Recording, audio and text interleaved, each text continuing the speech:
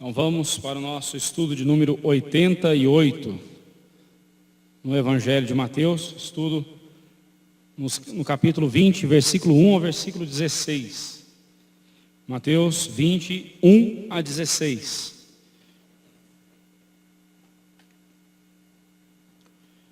Vamos ler juntos?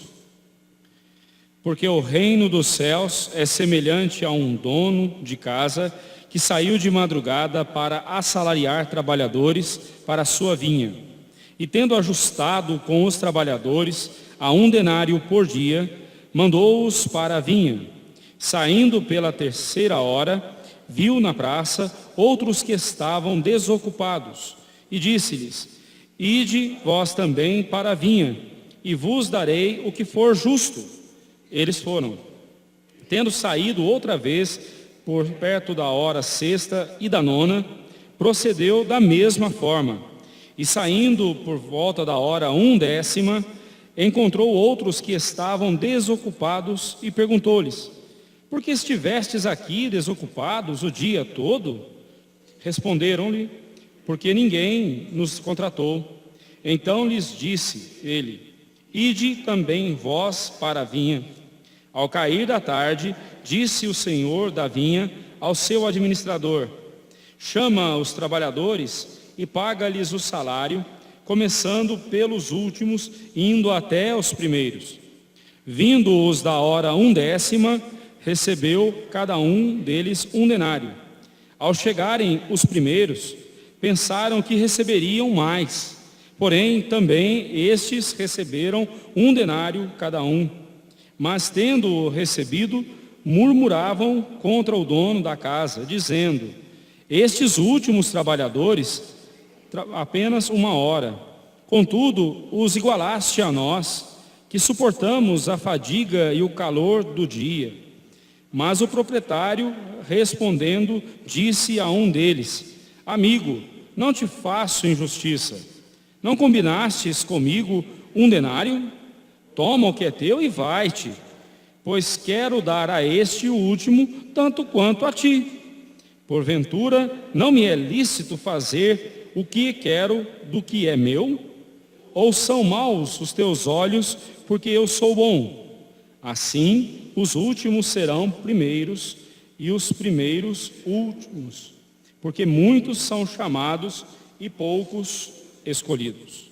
Só corrigindo, no verso 12, dizendo: estes últimos trabalharam apenas 1 hora. Eu li errado aqui. Essa parábola que o Senhor Jesus conta, e que está registrada somente no Evangelho de Mateus, ela está inteiramente ligada, ou imediatamente ligada, ao versículo 30 do capítulo 19. Infelizmente, essa divisão que nós temos na Bíblia, em forma de capítulos e versículos, o que facilita para a gente encontrar os textos, É um sistema de endereçamento que fica fácil para a gente encontrar os textos bíblicos. Porém, para uma leitura do texto, nós sempre deveríamos esquecer desses números. Deveríamos ler, por exemplo, pegue um livro da Bíblia, ou uma carta do Novo Testamento, e procure lê-la de uma vez, para você então compreender o fluir do pensamento do autor sagrado, do escritor bíblico. É lógico, mas vai ficar uma leitura muito extensa. Por isso mesmo, você vai tirar o dia: vou ler o Evangelho de Mateus, vou tirar o dia de hoje, estou de folga, vou pegar o livro de Mateus e vou ler o livro do começo ao fim. Esqueça dos versículos, dos capítulos, e aí então você vai ter uma leitura mais, não vou dizer dinâmica, porque dinâmica tem a ver com rapidez, mas uma leitura que flui melhor, o entendimento, o pensamento do autor. Por isso que nós afirmamos que o versículo 1 do capítulo 20, ele está totalmente ligado ao versículo 30 do capítulo anterior. E tanto é que no versículo 30 do capítulo 19, porém muitos primeiros serão os últimos e os últimos primeiros. Da mesma forma, termina o versículo 16: assim os últimos serão os primeiros e os primeiros serão os últimos. Assim, então Jesus está explicando o que ele quis dizer com o versículo 30 do capítulo 19. essa parábola explica, ela ilustra e explica o que o Senhor Jesus quis dizer, né, com a frase: muitos são os primeiros, muitos serão os primeiros serão os últimos, né? Então, o que Cristo está nos ensinando nessa parábola é a nossa atitude. Qual é a nossa atitude correta? Qual deve ser a atitude correta em relação ao serviço que nós prestamos a Deus? Qual deve ser a nossa atitude? E também a justiça de Deus retribuindo a cada um segundo as suas obras. A justiça de Deus, né? A nossa atitude correta em servirmos a Deus e a recompensa, a justiça, a justa recompensa de Deus a cada um. Esse é o objetivo dessa parábola. Nós não vamos ficar presos aos detalhes da parábola aqui, como sempre tenho ensinado os irmãos. Nós não devemos nos prender aos detalhes da parábola ou das parábolas e tentar encontrar significado para cada detalhe. O nome disso é alegorização. Essa alegorização é perigosa. Ela desvia a nossa atenção do assunto principal. Cada parábola tinha um assunto principal. Então, quando você estiver estudando uma parábola, encontre o assunto principal e entenda essa parábola à luz desse assunto principal. Como eu disse para os irmãos, o assunto principal aqui dessa parábola é a postura correta, a atitude correta que o servo deve ter e também a justiça de Deus recompensando os seus servos. Vamos lá. Então, a parábola dos trabalhadores na vinha. Vamos falar sobre o dono da vinha e a sua diligência. No versículo 1 fala que o Senhor Jesus começa, né? Porque o reino dos céus é semelhante. Ele não está dizendo que o reino dos céus é. Ele está dizendo que é semelhante. Então ele está fazendo aqui comparando. A palavra parábola significa isso. Você pôr um do lado do outro e comparar. São palavras comparadas ou situações comparadas. Você compara a realidade com essa história, ou essa história com a realidade, né? Então Jesus diz que o reino dos céus é semelhante. Pode ser comparado a um dono de uma vinha. A Bíblia diz que ele saiu de madrugada para assalariar trabalhadores para a sua vinha. Ele tinha uma vinha, precisava de trabalhadores, e ele saiu de madrugada. Saiu de madrugada para poder começar o dia, né? O Senhor Jesus, ele teve como objetivo aqui apontar o dia do juízo final. Ele está apontando para o juízo. Quando ele fala o reino dos céus é semelhante, ele está apontando para o dia do juízo final, mostrando o domínio de Deus, que naquele dia, no dia do juízo, o domínio de Deus ficará nítido, escancarado para todos os seres humanos. Todo mundo vai ver que Deus domina. Hoje, o ímpio zomba de Deus, né? O ímpio zomba de Deus.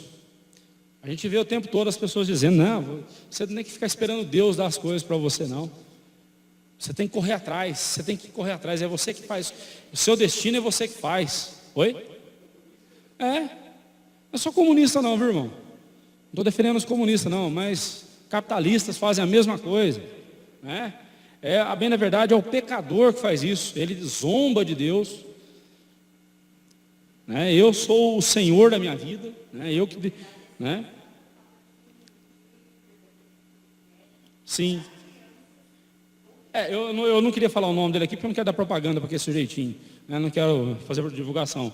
Mas tem um retardado aí na internet, aí, um bestalhão, um adolescente aí que se acha o tal e está dizendo que vai fazer de tudo para tirar da cabeça das crianças, né, a ideia de Deus. Vai mostrar que Deus não vale nada, não tem valor nenhum. Tá certo, um dia ele vai dar de cara com Deus, né?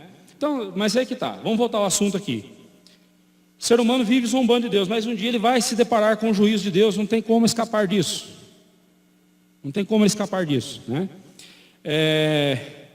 Esse dono da casa, ou seja, de uma propriedade, né? Quando fala casa aqui, está se falando de toda a propriedade dele, todas as propriedades dele, né? Pois todas as propriedades de um homem era considerada a sua casa, né?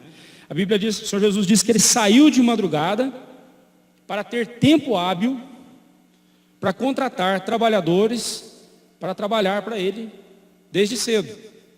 Embora ele contratou pessoas durante o dia, né, no decorrer do dia, mas logo na primeira hora do dia já tinha gente trabalhando para ele, né? Tem um ditado popular que diz assim: se o patrão senta, o empregado deita. Já viu essa história? Se o patrão senta, o empregado deita. Ou um outro parecido: o boi engorda com o olhar do dono, né? Aquele que é responsável, aquele que é imbuído de alguma responsabilidade, ele tem sempre que estar à frente, sempre um passo à frente daqueles a quem ele lidera, né? Para que os liderados saibam o que fazer, né? Como fazer, quando fazer, e o líder está ali para dar essa direção. Ele não está ali para fazer pelos outros, mas ele está ali para orientar o que cada um tem que fazer. E isso não é princípio dos coachings, né, dos experts aí em palestras de melhoramento humano. Não é nada disso não, isso é bíblico. O Senhor Jesus fala, né, a palavra de Deus fala que lá em Efésios 4, que o Senhor Jesus, quando voltou aos céus, Ele deu à igreja dons. Ele colocou na igreja pessoas específicas para equipar os santos, para equipar a igreja, para tornar a igreja habilitada para fazer a obra dele, né? Esse é princípio bíblico, né? Mas aqui, esse senhor, logo de manhã, logo de madrugada, ele saiu para assalariar, para contratar trabalhadores, né? Quanto mais ele demorasse a sair, mais demorariam para iniciar as atividades, né? Então fica aí uma lição para a gente, né? Se você está imbuído de alguma responsabilidade, você tem que ser o primeiro a puxar os outros, né? Você tem que estar à frente, incentivando e puxando e dando a direção, né? Se você é o chefe da sua casa, faça isso. Se você é o chefe da seção lá no seu emprego, faça isso, né? Seja qual for a sua posição, se você está na posição de liderança, você tem que ter essa atitude aqui, sair de madrugada, né? Os empregados começaram às 6 horas da manhã, mas o dono começou de madrugada, né? O dono da vinha e os acordos, do verso 2 ao verso 7, né? Durante aquele dia, o dono da vinha contratou a preço de 1 denário por dia. Ele contratou trabalhadores a preço de 1 denário por dia, né? O denário, de onde se origina a nossa palavra dinheiro, é o pagamento que equivale a 1 dia de um trabalhador braçal, que começava às 6 horas da manhã e terminava às 18 horas, 12 horas, de sol a sol, né? Do sol da manhã ao pôr do sol, ele era uma jornada de trabalho, né? 12 horas diárias. A todos os trabalhadores ele pagou esse valor, e no momento da contratação, todos concordaram com esse valor. Todos concordaram. Porém, a contratação de cada um se deu em momentos diferentes daquele dia, né? A primeira leva de trabalhadores foi contratada às 6 horas da manhã, logo no raiar do dia, né? A segunda leva, na terceira hora, isto é, 9ª hora, porque o judeu ele começa a contar o dia a partir das 6 horas da manhã. Então a terceira hora, a primeira hora da manhã, do dia, é às 6 horas da manhã, no nascer do sol. A noite é dividida em vigílias, primeira, segunda, terceira, quarta vigília, de 3 em 3 horas também. O dia era dividido em períodos, né, de 3 em 3 horas. Então, na terceira hora, ou seja, 9 horas da manhã, depois a terceira leva, na 6ª hora do dia, ou seja, às 12 horas, ao meio-dia. Depois a 9ª hora, às 15 horas.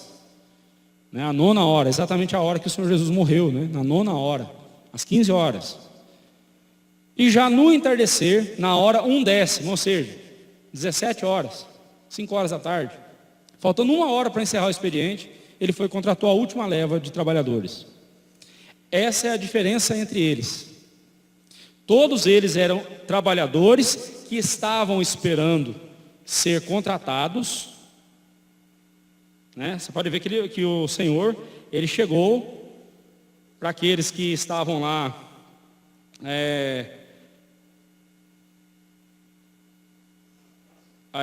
na praça, né? Na hora terceira, estavam desocupados. É dito também o mesmo dos demais, eles estavam desocupados. E aí, na hora 1:10, né, às 17 horas, e saindo por volta da hora 1:10, verso 6, encontrou outros que estavam desocupados e perguntou-lhes: por que estivestes aqui desocupados o dia todo? Responderam: porque ninguém nos contratou. Então todos eles estavam esperando ser contratados para aquela jornada, né, para aquele dia de trabalho. Mas a única diferença entre eles foi a hora da contratação. É a única diferença. A hora que eles foram contratados. E isso é muito significativo, você vai entender por quê. Ao que tudo indica, o acordo de 1 denário por dia foi feito explicitamente apenas com os primeiros contratados. Pois dos que foram contratados às 9 horas, disse que o Senhor apenas prometeu-lhes pagar o que for justo. E eles pensaram, bem, nós estamos começando às 9 horas, então vai ser proporcional, né, o que é justo. Pensaram assim, pode ser, né? A Bíblia não fala nada para nós, né? Não fala nada sobre isso. Nós estamos aqui por dedução lógica, né? E para os das 12 e os das 15 horas, procedeu da mesma forma. Ou seja, ele não veio falando de valores. Simplesmente contratou-os, mandou-os para vir, eles foram. E se ele procedeu da mesma forma, então ele disse, eu vou pagar a vocês o que é justo. Né? Quanto das 17 horas, nada se diz quanto ganhariam. E isso é muito significativo para entendermos a parábola. Mas apenas que eles obedeceram a ordem do Senhor, que lhes disse, ide também vós para a vinha. Só é dito isso deles. Não se fala nem do Senhor dizendo, e eu vou pagar a vocês o que é justo. Nem isso. Simplesmente fala que ele mandou e eles foram, né? Então agora do verso 8 ao verso 12, o dono da vinha e o ajuste de contas. Nós lemos no verso 8, né? Ao cair da tarde, né? Aqui começa a surgir o significado do ensinamento dado em Mateus 9:30. O cair da tarde, apontando aí agora para o momento do acerto de contas, ou o dia do juízo, né? Esse entardecer aponta para o crepúsculo da história do mundo e da igreja, ou seja, o dia do juízo, né? Disse ao seu administrador, então ele chegou para o administrador e deu a ele uma ordem, né? E aqui, como eu disse há pouco, nós devemos fugir da tentação de alegorizarmos esses detalhes. A interpretação que geralmente é dada, que o administrador aqui representa o Filho de Deus, né, Jesus Cristo, essa interpretação é equivocada. Por quê? Porque no final, daqui para frente, nada mais é dito do administrador, embora ele apareça ali, ao que tudo indica, ele estava fazendo o pagamento, né? Mas não é dito nada mais do administrador no restante da parábola. Muito diferente de Cristo. Cristo vai estar no dia do juízo do começo ao fim. É Ele quem estará julgando. É Ele quem estará julgando, né? Então, devemos tomar cuidado para não ficar preso aos detalhes aqui, tá ok? Então, a interpretação que nós vamos seguir aqui é justamente essa, né? Cristo estará presente o tempo todo no dia do juízo. Então, o administrador aqui não é Jesus, não representa Jesus. É apenas mais um figurante na história, né? Mas não devemos perder de vista isso, né? Aí então ele disse para o administrador, chama os trabalhadores e paga-lhes o salário, começando pelos últimos e indo até os primeiros. Começando pelo pessoal que entrou às 17 horas, depois os das 15, das 12, das 9 e os das 6 da manhã. Começa do fim para o começo, né, de trás para frente, né? Não perca de vista aqui as palavras de Mateus 19:30. Porém, muitos primeiros serão últimos e os últimos primeiros. Não perca isso de vista. Tá? Nós estamos entendendo o significado dessas palavras agora. Elas agora começam a nos fazer sentido, né? Invertendo a ordem da contratação, o Senhor mandou ao administrador que começasse pagando aqueles que chegaram por último e trabalharam muito pouco ou mesmo quase nada comparado aos primeiros. Eles só trabalharam 1 hora, os outros trabalharam 11, 12 horas. Trabalharam 11 horas a mais do que eles, né? 11 vezes mais. E assim fez o administrador e recebeu cada um deles 1 denário, o valor de 1 dia de serviço. Por 1 hora trabalhada, por 3 horas trabalhadas, por 6 horas trabalhadas, por 9 horas trabalhadas. Aí, Jesus disse que ao chegarem os primeiros, pensaram que receberiam mais. Opa! Se quem chegou às 5 horas da tarde recebeu 1 denário, então, pela lógica, nós vamos receber 11 vezes mais do que eles. Porque por 1 hora de trabalho eles receberam o valor de 1 denário, então vamos lá. Então, por 12 horas de trabalho, será justo 12 denários, né? Seria a conta lógica a se fazer, né? Ao que tudo indica, e como será também no dia do juízo, todos foram chamados e estavam ali presentes, assistindo ao acerto de contas, né? Todos foram chamados. No dia do juízo vai ser assim, todos serão chamados. Todos serão chamados à presença de Cristo. E acertaremos contas com Cristo ali, né?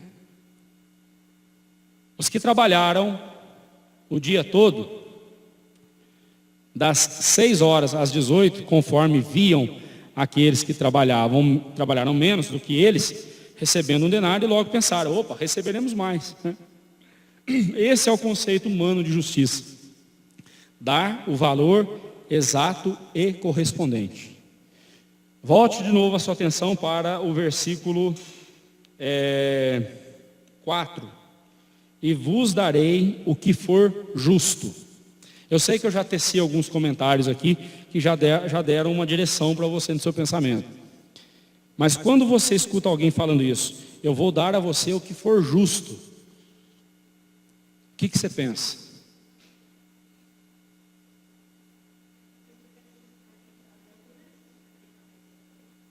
A irmã Helena disse que às vezes o que é justo para quem está dando não é visto como justo por quem está recebendo. Pode ser. Hoje, parei no posto de gasolina, pedi para o rapaz jogar uma água no carro, estava muito sujo, ele lavou o meu carro, estava certinho. Como é costume aqui do povo brasileiro, dar uma gorjeta, né? Eu fui dar uma gorjeta para ele, disse, não, obrigado. Você não vai aceitar? Eu disse, não, é norma da empresa, não aceitamos gorjeta. Opa, achei um posto para lavar o carro. Achei um posto onde eu vou lavar o carro agora todo dia, né? Mas é a norma da empresa. Eu nem insisti, porque para ele não era justo. Não por merecimento, aí não era questão de merecimento, era questão de praticar o que é certo. Se o patrão deu uma ordem, ele estava cumprindo. O patrão dele deve, penso eu, gratificá-lo de alguma outra forma. Não sei, espero. Né?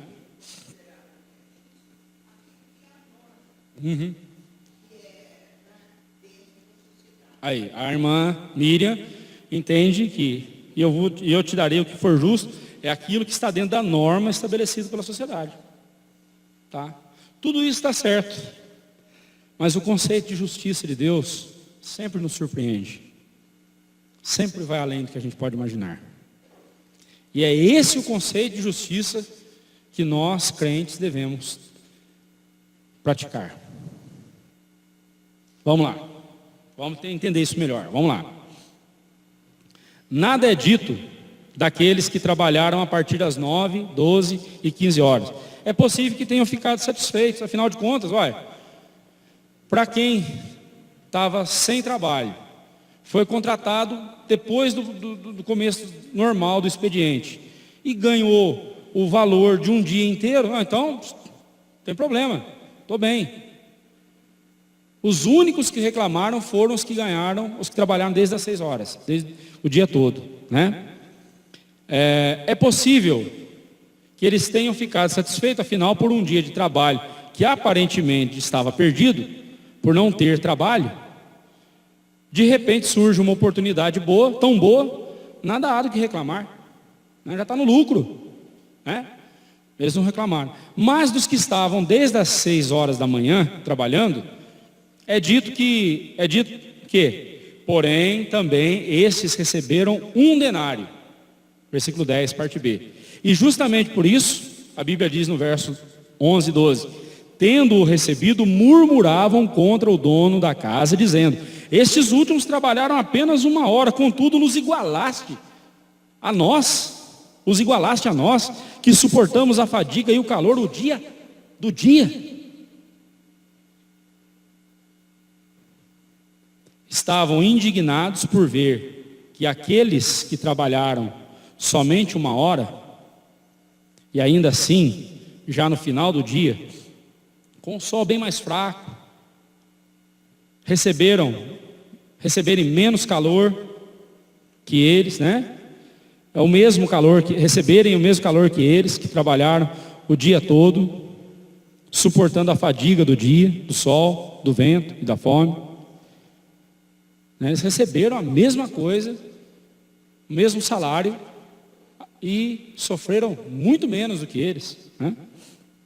Motivados não só pela raiva e pelo senso equivocado de justiça, mas principalmente pela inveja, pois a inveja é a nossa insatisfação perante o sucesso alheio. Eu estou tentando aprender a tocar piano, aí eu olho para a dona Miriam tocando, sinto uma inveja dela, assim, puxa vida, por que ela toca tanto e eu não? Que absurdo, né? Por que ela toca muito melhor do que eu? Eu não fico feliz com o sucesso dela, eu fico com inveja. Eu queria ter o que ela tem e não queria que ela tivesse o que ela tem. Isso é inveja, né? O verbo grego, que aí é traduzido por murmuravam, né? Eles resmungavam, é uma onomatopeia, né? Por exemplo, aí a palavra no grego é gonguzo. Eles mastigavam as palavras, sabe? Para murmurar, né? Murmurar é uma onomatopeia. Você faz grunhidos com a boca, essa é a ideia, né? É uma onomatopeia. Por exemplo, quando você quer mandar alguém ficar quieto, você fala o que para ele? Esse é uma onomatopeia, é o barulho da palavra, né? É a palavra representada pelo barulho que ela faz, né? Então a pessoa que está murmurando, ela está mastigando as palavras, resmungando, falando. Lembra lá daquele desenho do Zé Buscapé? Essa é só que é da minha idade vai lembrar disso aí, né? Ficava resmungando. Por aí também, boa. Quer xingar, mas não quer deixar claro o que está dizendo, né? Eles murmuravam, estavam reclamando do dono da vinha. O dono da vinha e o seu senso de justiça. Agora eu vou explicar para você o que quer dizer. E eu vos pagarei o que for justo. E eu vos darei. Ele não falou eu vou pagar. Eu darei o que for justo. Importante o verbo dar aí na história. Não é pagamento, é dom. E eu vos darei. Isso é muito importante. Mas o proprietário, diz o verso 13 a 15, mas o proprietário respondendo, disse a um deles: amigo, não te faço injustiça. Não combinaste comigo 1 denário? Toma o que é teu e vai-te, pois quero dar a este último tanto quanto a ti. Porventura não me é lícito fazer o que quero do que é meu? São maus os teus olhos. Acho que eu escrevi errado aqui. São maus aos teus olhos, né? É aos, né? Os não. São maus, não, é os teus mesmo. São maus os teus olhos, porque eu sou bom? Não, seu olhar é mau, né? Você tem raiva no seu olhar. A raiva, dava para ver raiva no olhar daquele rapaz. Agora, é importante aqui notarmos que, como o dono da vinha tratou aquele que parecia ser o que falava em nome dos outros, né? Porque ele falou para um só. Dá a impressão que ele despontava entre os outros ali, era o presidente do sindicato ali, né? Não sei. Era o presidente deles ali. Ele tinha um certo destaque, né? E Cristo falou com ele, né? E Cristo o Senhor da vinha não chegou esbravejando. Como que ele o chama? Amigo. Dá para ver, dá até para perceber essa tonalidade, né? Amigo, não te faça injustiça, rapaz. Para com isso. Para de murmurar. Para com esse mimimi. Como é dito hoje em dia, né? Para com essa choradeira, rapaz. Para começo de conversa, você não combinou comigo um denário? Combinado não é caro, rapaz. Combinado não é caro. Você combinou isso. Eu empenhei minha palavra e você empenhou a sua. Fim de papo. Outra coisa. O dinheiro é de quem? Não é meu? Eu faço o que eu quero, rapaz. Se eu quiser dar um denário para ele e um denário para você, o dinheiro é meu, eu faço o que eu quero.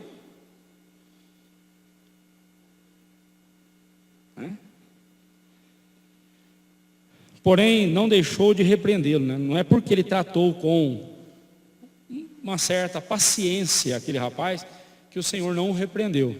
Ele o repreendeu. Nós somos amigos de Jesus, mas nem por isso ele deixa de nos repreender.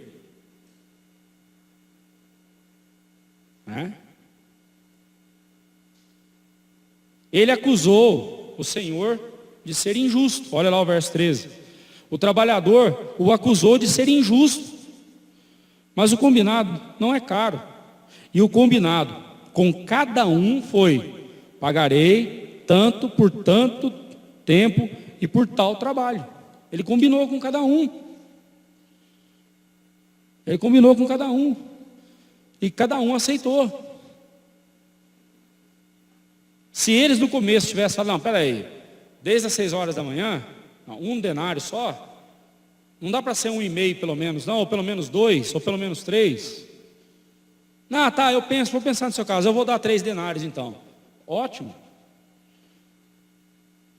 Mas eles combinaram. Aí a gente acha que problema com a palavra, né, com a honra da palavra, é só nos nossos dias, né? Só nos nossos dias que as pessoas não cumprem as palavras, né? Isso é antigo, gente. Isso é antigo. Outro erro, esse rapaz acusou o Senhor de ser mau. São maus os teus olhos, você traz maldade nos seus olhos, dizendo que eu errei contra você. A maldade, você está vendo maldade em mim? A maldade está nos teus olhos, e você está vendo maldade em mim? O trabalhador insatisfeito e murmurador via o dono da vinha como mal por conta do pagamento que deu a cada um. Mas o que havia de errado e mal em o dono da vinha fazer o que bem quisesse com o seu dinheiro? Mal nenhum. Era dele. O dinheiro era dos trabalhadores? Não.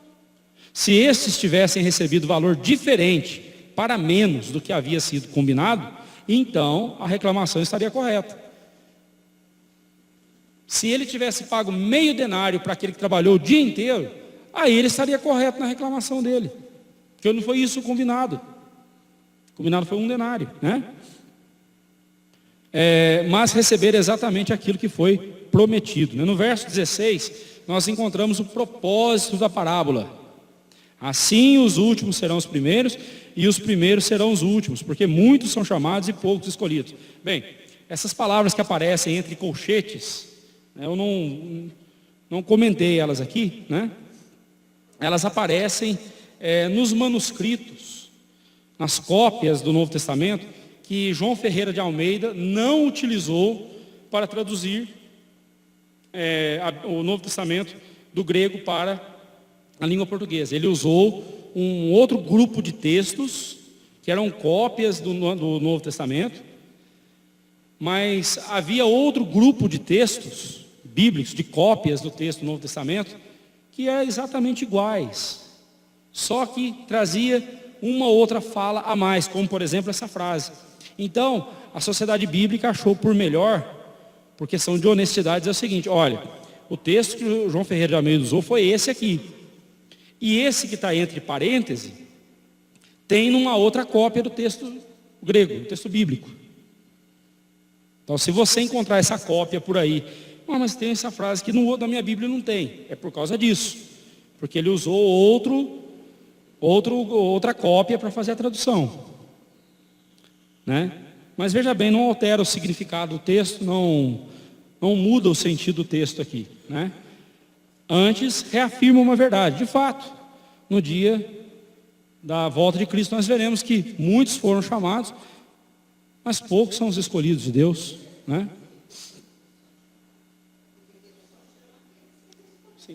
O chamado aqui é a pregação do Evangelho, né? O Evangelho de Deus é pregado a muitos, né? Mas a salvação é só dos escolhidos, essa é a ideia, né? Mas focando aqui na primeira parte do versículo, né? Observe que aqui no verso 16, Cristo inverteu a ordem do versículo 19, do capítulo 19, versículo 30.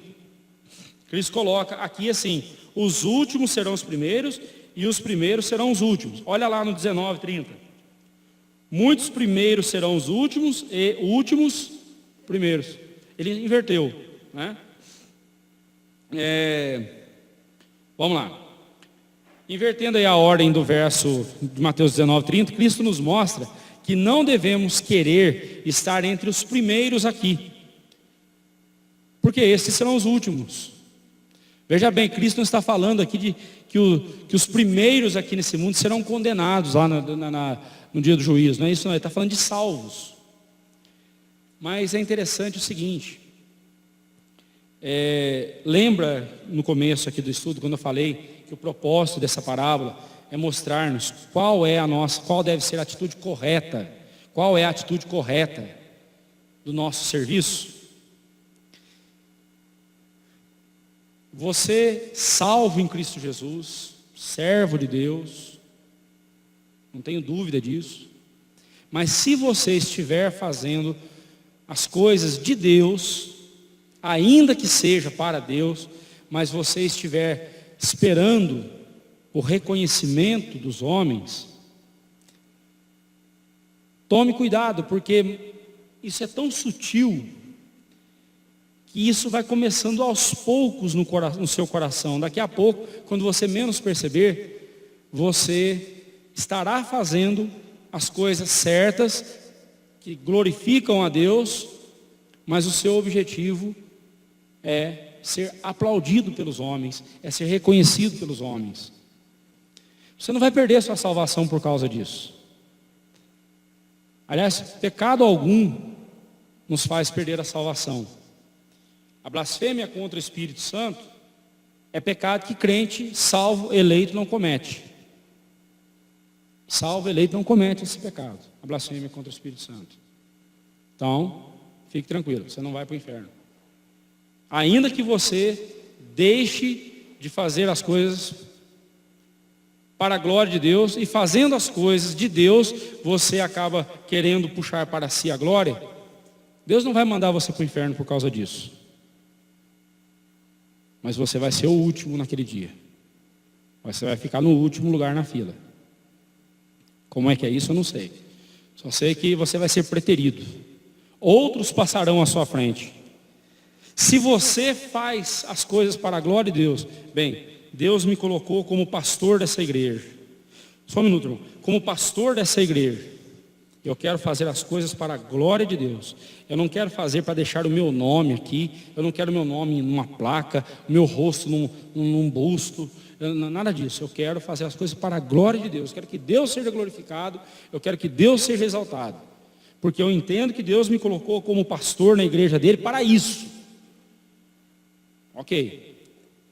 Mas se eu, como pastor, que Deus colocou aqui na igreja, para cuidar da igreja dele, para ensinar a igreja dele, em algum momento eu começar a dizer assim, não, eu quero deixar a minha marca nessa igreja. Eu quero que todo mundo que passe aqui fale assim, nossa, pastor Olivar, a igreja é a cara do pastor Olivar. Eu vou perder a minha salvação por causa disso? Não, porque pecado nenhum pode fazer com que eu perca a minha salvação. Mas naquele dia, eu posso levar um susto. Quando eu chegar lá no céu e encontrar, por exemplo, aquele irmãozinho que passou discreto aqui pela igreja, fazia as coisas discretamente, quase nem abria a boca, ficava ali, fazia a obra do Senhor com alegria no coração e tudo mais. Aí eu vejo aquele irmãozinho. Eu vou colocar aqui a figura da coroa, porque essa é a figura que a Bíblia usa, tá? Não estou dizendo que lá vão ter coroas, literalmente. Só vou usar como símbolo, tá bom? Mas aí eu vejo esse irmãozinho passando com uma coroa cravejada de diamantes, aquela coisa toda tal, brilhante, reluzente, né? Coisa linda tal. Aí eu falo, nossa, se o irmãozinho receber uma coroa desse jeito, imagina o que eu vou receber. Aí vem aquela coroinha xoxa, né? Que nem entra direito na cabeça, fica assim meio, né, folgadinha e tal. Aí não, mas está errado, Senhor. Eu fui nascido e criado na igreja. Eu sempre vivi na igreja. Eu sempre trabalhei para o Senhor. Das 6 da manhã às 6 da tarde. A vida inteira eu trabalhei para o Senhor. E esse aí foi convertido, não tem nenhuma semana direito. Eu não tive tempo nem de batizar ele. E ele me recebe uma coroa dessa, Senhor. E eu aqui recebendo essa coisinha mesmo, né? Quase parecendo um latão, né?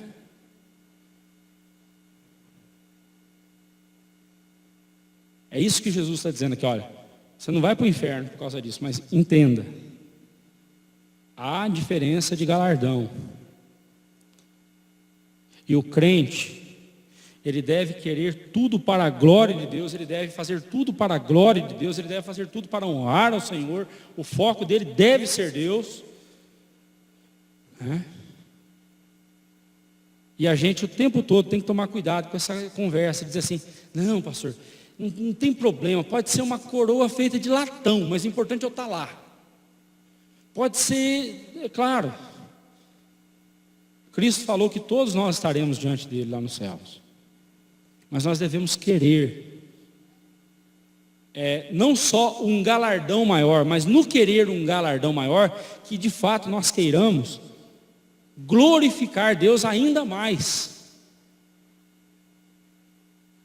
Eu não devo querer um galardão maior só por causa do galardão em si. Eu devo querer um galardão maior porque eu sei que para ter um galardão maior, eu glorifiquei a Deus ainda mais nessa vida.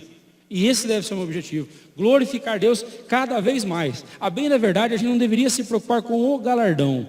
A gente deveria se preocupar somente em glorificar a Deus mais e mais. Convém que Ele cresça e que eu diminua. Convém que Deus seja visto em minha vida e eu seja cada vez menos o foco, mas Deus seja o tempo todo exaltado. Esse deve ser o nosso objetivo. É isso que Jesus está mostrando para nós aqui. Ah, pastor, mas mesmo que eu seja o último, o importante é estar lá. Sim, é verdade, né? É verdade. Não tem lugar melhor para a gente estar do que na glória de Deus. Mas nós devemos entender que quanto mais nós almejamos um galardão maior, é porque nós almejamos glorificar Deus ainda mais. E é nisso que tem que estar o nosso foco, em glorificar Deus cada vez mais. E Ele vai nos dar o que é justo. Antes de irmos para as aplicações finais aqui, irmão Daniel, o senhor ia dizendo alguma coisa, irmão? Isso. Justamente, não é para glorificar a gente não. Mas quando a gente vive para a glória de Deus, a gente é abençoado. A vida abençoada é a vida que é voltada para a glória de Deus. Vai indo?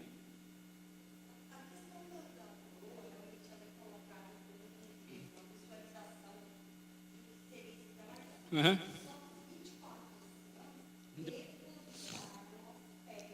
Por quê? Por quê? Porque o alvo não é a gente, o alvo é Deus. É verdade, Apocalipse fala isso. Eles depositaram aos pés do Senhor. Digno é o Senhor de receber a honra, a glória e o poder. Porque nós estamos aqui por tua causa. Foi o Senhor quem nos salvou.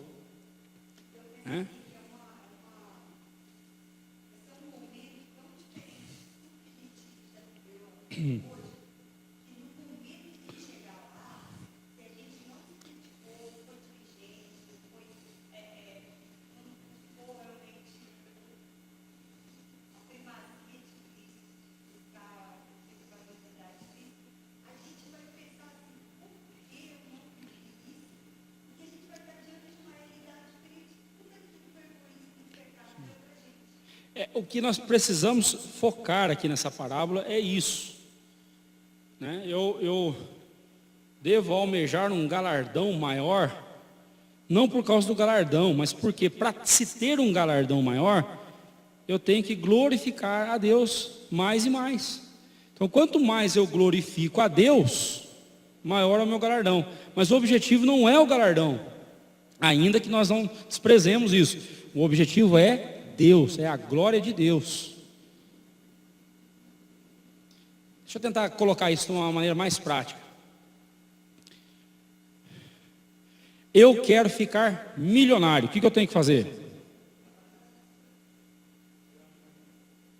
Eu posso trabalhar bastante e não ganhar bastante também, Tem que saber lidar com dinheiro, saber investir, Ser político, bom político, eu diria assim, Bom político, fazer a política correta, Não, político não é para ficar rico, Política é para servir o povo. Mas vamos lá. Eu entendi o que você quis dizer. Mas veja bem. Mas enquanto eu estou pensando no dinheiro, eu quero dinheiro, mais dinheiro, porque para eu ficar milionário, o foco é ficar milionário. Mas eu quero dinheiro, Eu vou ficar contando ali as quireirinhas só. Agora chega uma hora que quando eu sou milionário, não que eu não me importe com dinheiro, Mas eu não vou ficar fazendo mais aquelas continhas. Nossa, eu vou ali comprar pão, vou comprar naquela padaria porque é mais barato. Não. Eu vou escolher até a mais cara agora, porque agora eu tenho dinheiro, Então o foco é ser milionário, Para isso eu tenho que juntar dinheiro, Mas, só que eu tenho que tomar muito cuidado com isso. Que o meu foco em glorificar a Deus, quanto mais eu glorifico a Deus, maior será o meu galardão. Mas eu nunca estou olhando para o galardão, sempre continuo olhando para Deus. Sempre para Deus. Aí de repente eu olho para trás, meu Deus, esse é o meu galardão. E enfatizo aqui, o verbo que Cristo usou não foi pagar, foi dar. Estamos falando aqui da graça de Deus, não de merecimento humano. Aplicações práticas que nós tiramos dessa parábola. Primeiro, evitemos ser vítimas de um espírito interesseiro que trabalha por compensação em relação às coisas espirituais. As bênçãos espirituais e materiais que recebemos de Deus são provas da sua excelsa graça. Nós devemos buscar a bênção de Deus não por causa da bênção, mas por causa de Deus. Nós devemos buscar a bênção de Deus por causa de Deus e não a bênção em si. Nós precisamos orar como o salmista orou. Deus é o meu bem maior, não há outro que eu possua no céu, não há outro em que eu me compraza na terra. Deus é o meu maior tesouro.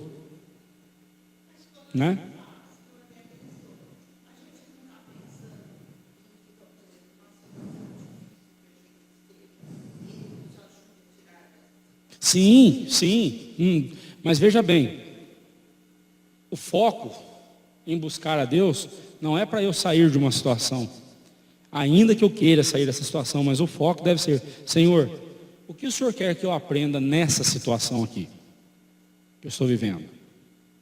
Isso vai fazer a gente ter um olhar diferente para a nossa vida e diferente para o agir de Deus na nossa vida. Senhor, em vez de eu pedir: Senhor, muda a situação, não, Senhor, muda o meu coração. O que é que o Senhor quer mudar na minha vida nessa circunstância que eu estou vivendo? Quer ver só? Eu vou fazer essa pergunta para a senhora, mas ela vale para todos nós aqui.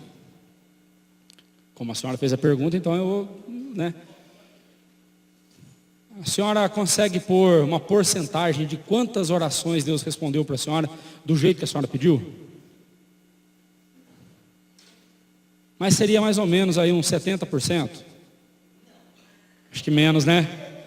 Do jeito que a senhora pediu para Deus, uns 50%.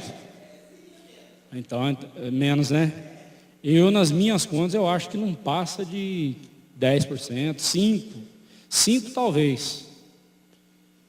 5% do jeito que eu pedi, aconteceu. E olha, para dizer que é muito ainda, viu? Então, o que é que mudou? Foram as circunstâncias que mudaram? Houve alguma mudança. O que mudou? O meu coração. O modo de eu ver a situação. Paulo orou a Deus 3 vezes pedindo: Senhor, afasta de mim esse espinho na carne. 3 vezes ele orou. E qual foi a resposta de Deus? Não, a minha graça te basta, não vou tirar não. Porque o poder se aperfeiçoa na fraqueza. Não vou tirar, meu poder se aperfeiçoa na tua fraqueza. Você não vou tirar, a minha graça te basta. O que mudou na vida de Paulo? Foi o espinho na carne? Ou foi o relacionamento dele com a graça de Deus? Está vendo? Então nós precisamos buscar a Deus. Se tem uma oração que Deus nunca vai deixar de atender a gente, é quando a gente orar: Senhor, me dê sabedoria. O que Tiago fala? Aquele que é falto de sabedoria, peça a Deus e Ele liberalmente lhe dará. Peça, porém, com fé, em nada duvidando. Né? Peça com fé: Senhor, eu peço sabedoria ao Senhor, porque eu sei que o Senhor vai me dar sabedoria. Me dê sabedoria, eu creio que o Senhor vai me dar sabedoria. Mas não peça assim: Senhor, me dê sabedoria. Mas será que o Senhor vai me dar sabedoria mesmo? Não é? Só um minuto. Será que o Senhor vai me dar sabedoria mesmo? A gente não tem que pedir assim para Deus. A gente tem que pedir com fé. Né? E Ele vai nos dar sabedoria para fazer a vontade dEle. Agora, para que eu vou pedir sabedoria para Deus?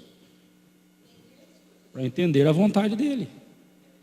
O que Efésios 4 nos diz? Ou melhor, Efésios 5, a partir do verso 17. Abra sua Bíblia lá. Efésios 5, o que a Bíblia diz para nós lá? Efésios 5, a partir do verso 15. A partir do verso 15.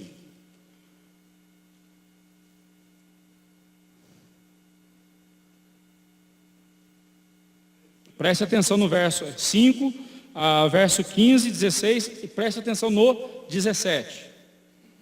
Portanto, vede prudentemente como andais. O que é ver prudentemente como andais? O que significa isso? Vede prudentemente, andar com prudência. O que quer dizer isso? Literalmente, pôr um pé depois do outro, saber onde você está pisando. Você ver onde você está pondo o seu pé, o caminho que você está seguindo.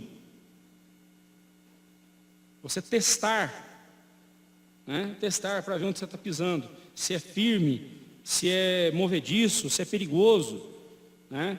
A decisão que você está tomando na sua vida, a decisão que você tomou, ela é correta, ela glorifica a Deus, né? Não tome decisões precipitadas. É isso que significa vede prudentemente como andais. Vede, preste atenção na sua vida, repare como você está vivendo.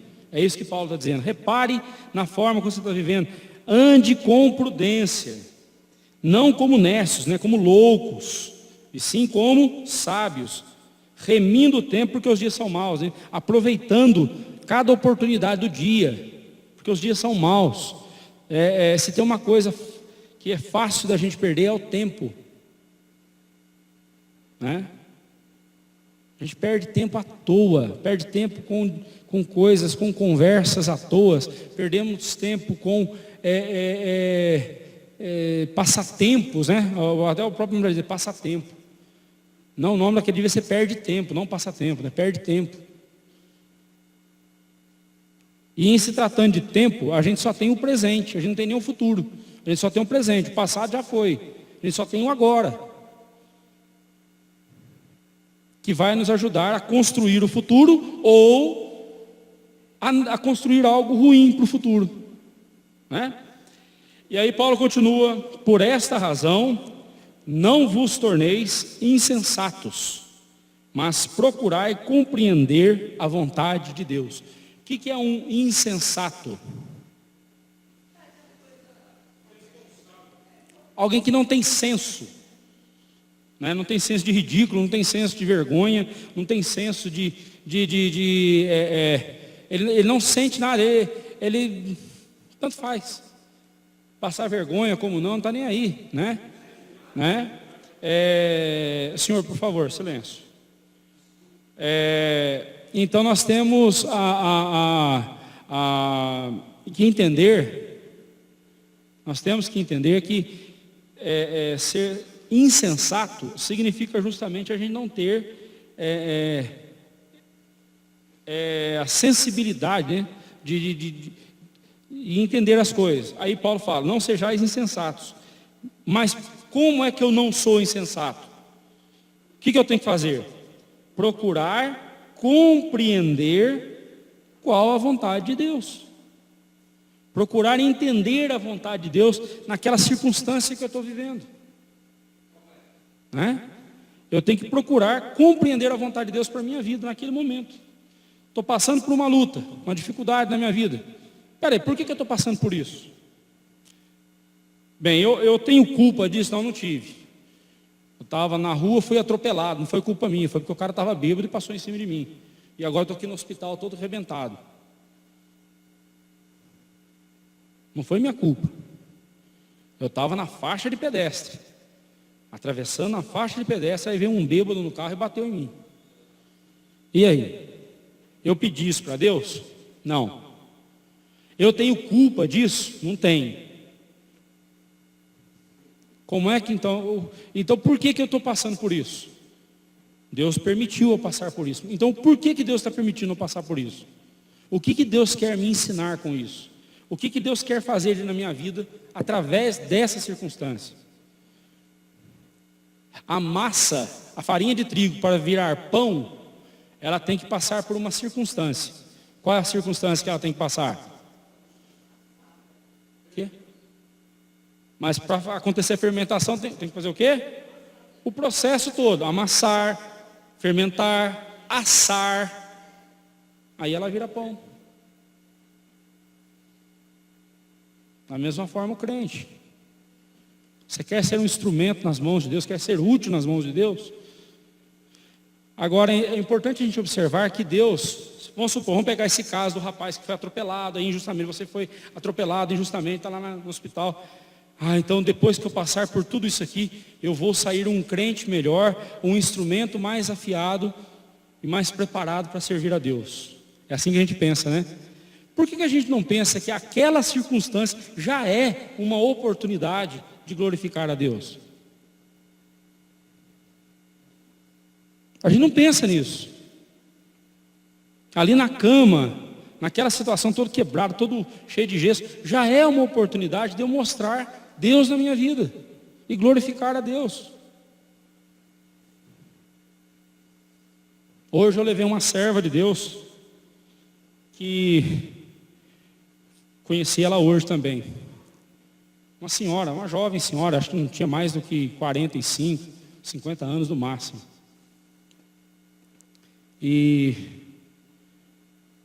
ela mora aqui, no Rio Comprido. Em 2007, ela está contando a história dela para mim. Em 2007, derrame cerebral, o lado direito dela ficou inútil, inutilizado. E agora está tendo espasmos, né? A perna dela, a mão dela mexe com espasmos involuntários ali, ela não tem controle nenhum. E aí agora, 2014, ela teve um problema na coluna que paralisou o lado esquerdo. Ela estava numa cadeira de rodas, faz poucos movimentos, só com a mão, ela não consegue andar, nada, né? Aí um rapaz me ajudou a colocar ela no carro, pus a cadeira de roda delas e tal. Aí depois, na hora de descer na casa, não tinha ninguém para me ajudar. Aí eu lembrei da Janaína. A Janaína, que fez curso de enfermagem, ela fala de uma técnica de amarrar o lençol por baixo do braço da pessoa e tal. Aí eu lembrei, só tem um lençol aí, por favor, tal. Aí ela trouxe o lençol, eu amarrei, fiz o nó, passei no meu pescoço, passei debaixo do braço, ela ergui na boa, tranquilo, tá, sossegado, né? Mas sabe o que me impressionou na moça? O tempo todo estava sorridente. O tempo todo ela dizia uma coisa: Deus sabe o que faz, né? Deus sabe o que faz, né?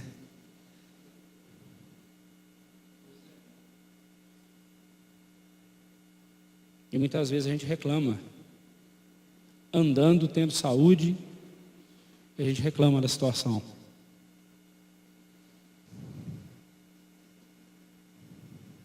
Você conhece pessoas assim, que não reclamam, você não vê uma murmuração na vida deles, do que eles passam. Você não vê uma palavra sequer de murmuração. Pelo contrário, o tempo todo estão alegres, sorridentes, glorificando a Deus, sendo exemplos para nós. Nós temos entre nós pessoas assim.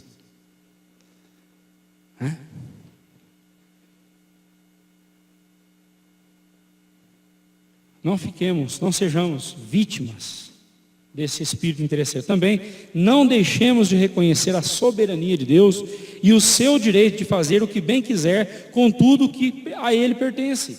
Ele é dono de tudo e faz o que bem quiser com o que lhe pertence. Se Deus quer dar a mesma bênção a você que Ele deu a outra pessoa, ainda que o outro, a mesma salvação, vamos falar aqui de salvação, a mesma glória, a mesma salvação, o mesmo céu de glória que Ele quis dar para você, que Ele salvou você lá desde pequenininho, a vida inteira você viveu e serviu a Deus.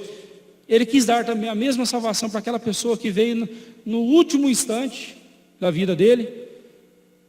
Louve a Deus por isso. Ele é Deus, Ele faz o que Ele quiser do que é dele.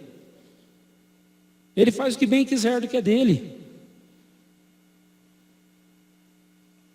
A gente não tem que ficar questionando Deus: Senhor, por que o Senhor abençoou o outro mais do que a mim? Ou por que o outro tem mais do que eu? A gente só questiona assim, a gente nunca questiona o contrário, né? Senhor, por que eu tenho mais do que o outro? A gente nunca fala assim, né?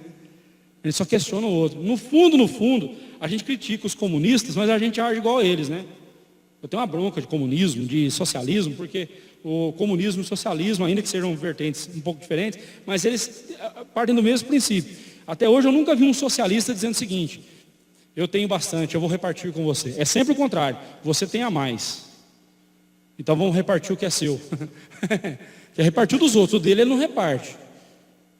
Eu não conheço um socialista que reparte o que tem com os outros, eu não conheço.